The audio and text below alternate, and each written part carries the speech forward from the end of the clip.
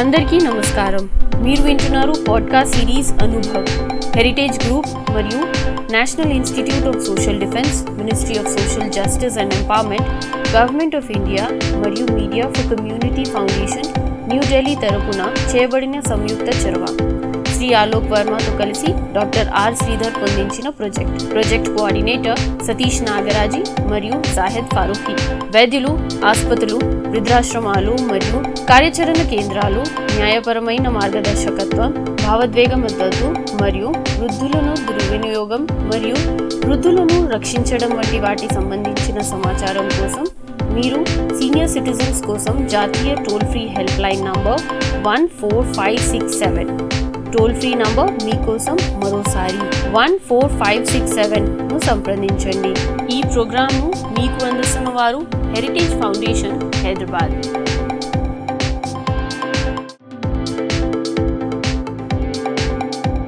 పెద్దల్ని గౌరవించడం మన సంప్రదాయం. వారి అనుభవాల సంపదలను అందుకోవడం అన్ని తరాల వారికి ఉపయోగకరం.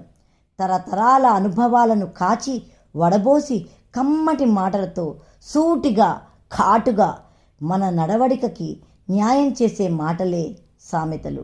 సామెత లేని మాట ఆమెత లేని ఇల్లు అనే మాట మనందరం ఎప్పుడూ వినేదే. పచ్చడి రుచిని పెంచి ఇంగువ చేర్చితే ఆ రుచి ఎంత గొప్పగా ఉంటుందో మాటకి సామెత చేర్చితే అంతే రుచిగా ఉంటుంది. కమ్మటి పప్పులో నేతిని చేర్చి నాలుకకి రుచి అందించేలాంటివి సామెతలు. తెలుగు భాషని సజీవం సమున్నతం చేసేవి సామెతలు. 6 పదులు దాటిన పెద్దల్ని పలకరిస్తే ప్రతి మాటకి ఓ సామెతని జోడిస్తారు. అది తీయటి పాయసంలో జీడిపప్పు కలిపినంత రుచినిస్తుంది. పెద్దల మాట పెరుగన్నం మూట అన్నది అక్షర సత్యం. అరటిపండు ఒలిచి పెడితే తినడం ఎంత సులభమో మాటల్లో మంచి సామెతలు చేర్చబడితే అర్థం చేసుకోవడం అంతే సులభం. ప్రసంగాలు బాగుంటాలంటే సామెతలు చేర్చబడాలి. అవి చెవులకి ఇంపుగా వినబడి హృదయంలోకెళ్ళి లోతుగా స్థిరపడాలి.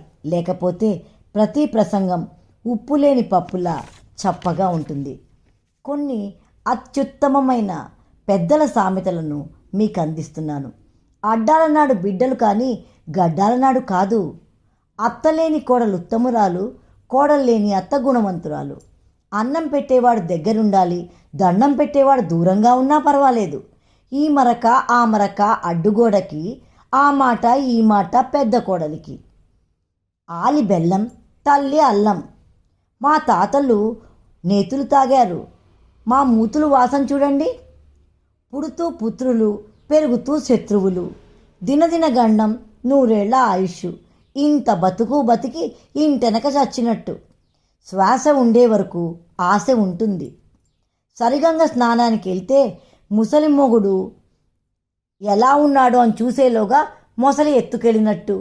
ఇలా హాస్యాన్ని జోడిస్తూ ఉన్న ప్రతి సామెతలోనూ ఒక నీతి ఉంటుంది. అది నేరుగా మనకి ఎలాంటి జాగ్రత్తలు తీసుకోవాలి అనేది తెలియజేస్తుంది. సామెతలే కథల్లాగా ఉంటే ఆ సామెతలతో చక్కటి కథలల్లి చిన్నగా చిన్నపిల్లల దగ్గర నుంచి పెద్దవారి వరకు ఎన్నో సంగతులు తెలియజేసేలాంటి శ్రీమతి జ్యోతిర్మయి గారి కథలను గురించి. తమసోమ జ్యోతిర్గమయ అనే నా ఈ కార్యక్రమానికి మీ అందరికీ నా హృదయపూర్వక సుస్వాగతం. ఇప్పుడు నేను నా సామెత కథల పుస్తకంలోని కథని వినిపించబోతున్నాను. అమ్మబోతే అడవి, కొనబోతే కొరివి. పాలకుడు గ్రామంలో రాజయ్య అనే రైతు తనకున్న 4 ఎకరాల పొలాన్ని సాగు చేసుకుంటూ భార్య బిడ్డలతో సుఖంగా జీవిస్తున్నాడు.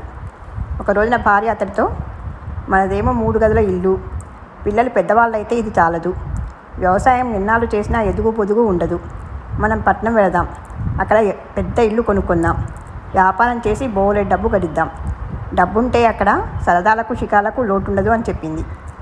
రాజయ్య వద్దని పెళ్ళానికి నచ్చ చెప్పాడు. కానీ ఆమె వినలేదు. చివరకు రాజయ్య తన ఇంటిని పొలాన్ని బేరం పెట్టాడు. అతడు తొందరపడుతున్నానని గ్రహించి ఎవ్వరూ సరైన ధర ఇస్తామనలేదు. చివరకు రాజయ్య 1000 వరహాలకు ఇల్లు పొలం అమ్మి పట్నం చేరాడు. పట్నంలో ఇళ్ళన్నీ చాలా ఖరీదుగా ఉన్నాయి. ఏదీ 2000 వరహాలకు తక్కువ లేదు. ఊరికి కాస్త చివరున్న ఇల్లు మాత్రం ఒకటి 1000 వరహాలకు దొరికింది. ఆ ఇల్లు పల్లెటూరులో రాజయ్య ఇల్లు కంటే చిన్నది. 2 గదులున్నాయి. చేసేది లేక ఆ కుటుంబం అందులోనే సర్దుకున్నారు. ఇక వ్యాపారం మొదలెడదామంటే రాజయ్య దగ్గర డబ్బు లేదు. భార్య వద్ద ఉన్న బంగారం కొంత అమ్మి ఆ డబ్బుతో వ్యాపారం ప్రారంభించాడు రాజయ్య. కానీ అతనికి వ్యాపారంలో మెలకువలు తెలియవు. ఏ వస్తువు అమ్ముదామన్నా కొన్న ధర కూడా వచ్చేది కాదు. వ్యాపారంలో బాగా నష్టం వచ్చాక రాజయ్యకు బెంగ పట్టుకుంది. ఆ సమయంలో అదృష్టం కొద్దీ ఒక వర్తకుడి వద్ద అతనికి పని దొరికింది. దాంతో రోజులు గడిచిపోతున్నాయి. పల్లెటూళ్ళలో ఉండగా తిండి గింజలకు, కూరనారలకు, ఫలాలకు లోటన్నది ఎరుగని రాజయ్య కుటుంబం ఇప్పుడు చాలని జీతంతో బరువుగా రోజులు ఈడ్చుతున్నారు. సరదాగా తిరగడం సంగతి అటుంచి కుటుంబంతో గడపడానికే రాజయ్యకి తీరుబడి ఉండడం లేదు. పల్లెలో స్వతంత్రంగా బ్రతికిన రాజయ్య తన దురవస్థకు వాపోతూ ఉండేవాడు. అవకాశం వస్తే గ్రామానికి తిరిగిపోవాలని అతనికి కోరికగా ఉండేది. ఒకరోజున అతని దగ్గరకు ఓ యువకుడు వచ్చి, అయ్యా, తమకు వ్యవసాయం అంటే ఇష్టమట, నా పొలం కొంటారా అని అడిగాడు. నా దగ్గర డబ్బు లేదు అన్నాడు రాజయ్య. డబ్బు నాకెందుకు, పట్నంలో మీరుండే ఇల్లు ఇచ్చారంటే పల్లెలోని నా ఇల్లు పొలం మీకు ఇచ్చేస్తాను అన్నాడా యువకుడు.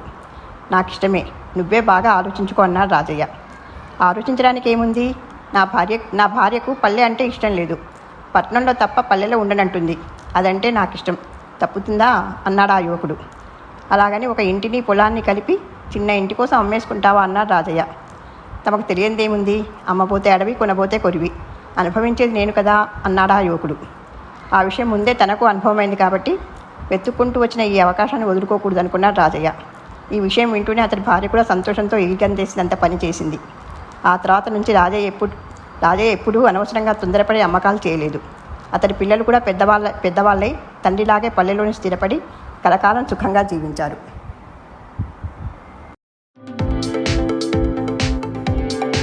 ధన్యవాదాలు. మీరిందాక విన్నారు podcast series Anubhav, heritage group మరియు national institute of social defence, ministry of social justice and empowerment, government of India మరియు media for community foundation New Delhi తరఫున చేయబడిన సంయుక్త చొరవ. శ్రీ ఆలోక్ వర్మతో కలిసి డాక్టర్ ఆర్ శ్రీధర్ పొందించిన ప్రాజెక్ట్ కోఆర్డినేటర్ సతీష్ నాగరాజీ మరియు జాహిద్ ఫారూఖీ.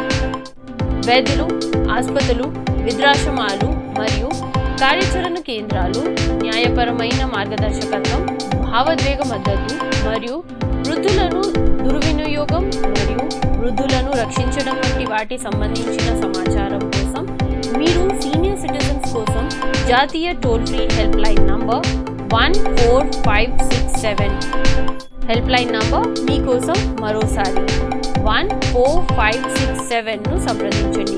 ఈ ప్రోగ్రాంను మీకు అందించిన వారు హెరిటేజ్ గ్రూప్ హైదరాబాద్. మరిన్ని ప్రోగ్రామ్స్ కోసం వింటూనే ఉండండి అనుభవ్.